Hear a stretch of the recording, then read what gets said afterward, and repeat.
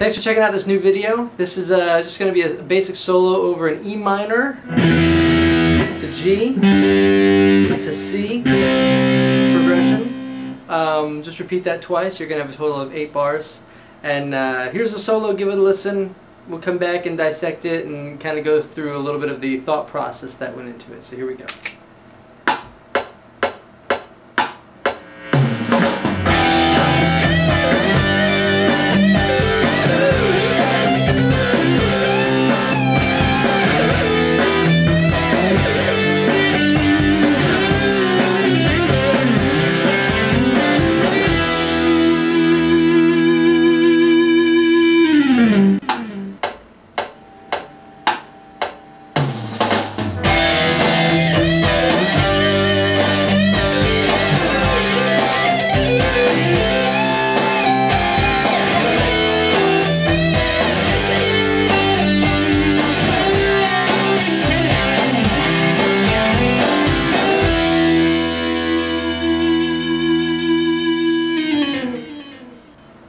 Alright, so let's check this out now and let's kind of see a bit of the thought process that was going on, at least in my head, over the solo and or at least over the chord changes in the solo. So we start, the very first chord is going to be an E minor, or as I like to think of this, E minor 7. So the target notes over the E minor 7 are going to be the root, which is E, the minor third, which is G, the fifth, which is B, and the minor 7th, which is D.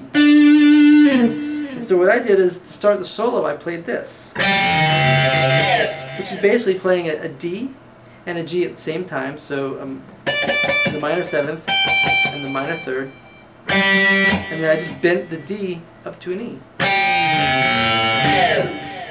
So it kind of starts off the solo with a little bit more cojones than just going, just kind of gives it a little bit more character, at least for this particular solo. The next chord is going to be a G. So at that point, we got to think of the target notes, and the target notes of G are going to be G, B, and D. And so I basically just hung out around D. I bent down. So yeah, that's what I did.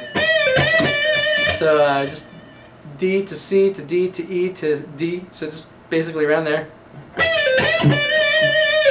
And then I played around it again a little bit more, but this time I added in the A. And I landed on a C this time when the chord change went from a G to a C. So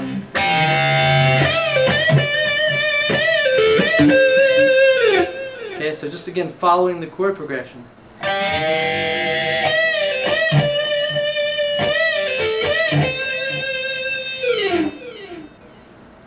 Okay, and so from there, basically what I did is I did a lick that's very inspired by a guitar player named Dan Huff.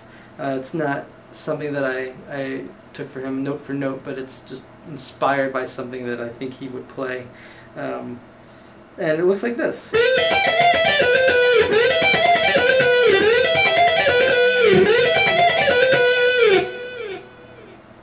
So that's the first half, and the second half of that lick looks like this.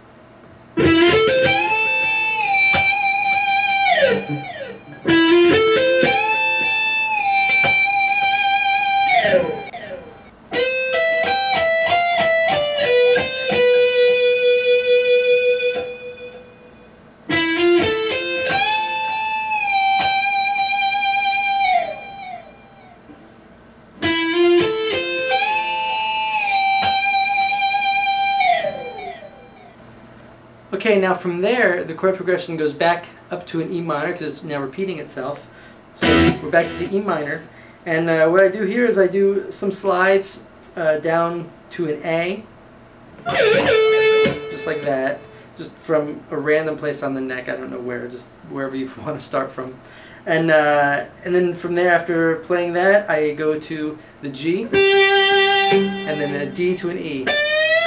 So again, you're outlining notes in the E minor chord, a G, a D, and an E.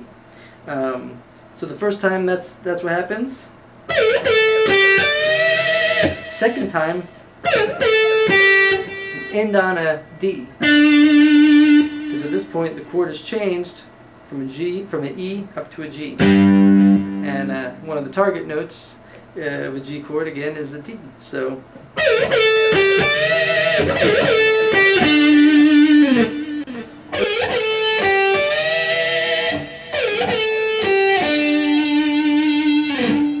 now from here, what I did is I kind of changed my thinking a little bit from here on out for the rest of the solo. Instead of just playing in C major, I started playing in C Lydian.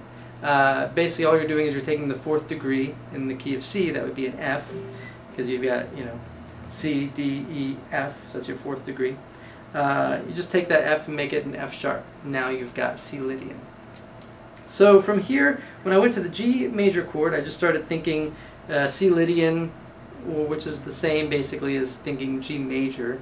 And so I just played an F sharp, bent it up to a G, came back, and just dilly-dally around in that area for a little bit. So that's kind of what I ended up with. And when I landed on the C, that's when the chord changed to a C, from G to C. Now for the remainder of this progression over the C, I just basically played up a C Lydian scale, but starting on an E in this case.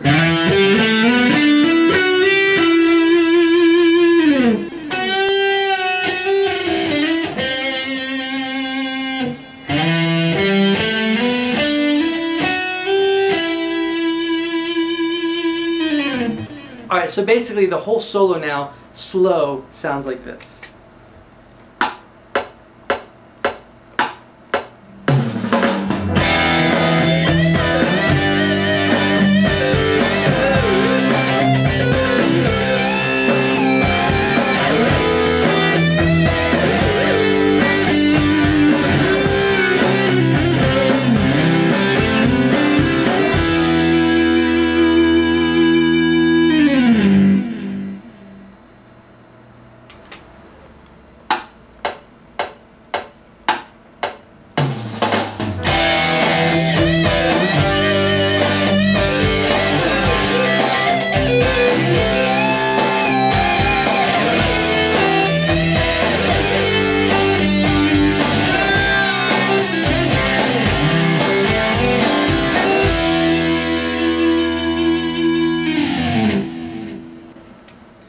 Alright, hopefully this lesson helped out in some way.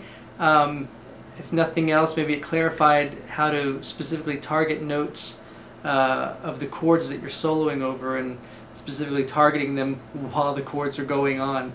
And so you can find those notes as the chords change, and create a well-composed solo, oftentimes on the fly, instead of just, you know, mindlessly playing notes and hoping for the best. So if you are interested in listening to notes that aren't mindlessly played, you can check out my CD Stained Voodoo.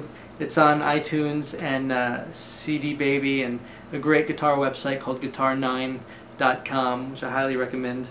And also, if any of the techniques that we've been going over in the other YouTube videos have, you know, inspired you in some way, I cover a lot of those and a lot of the ideas and the scales and everything like that in a book that I wrote called Introspective Guitar.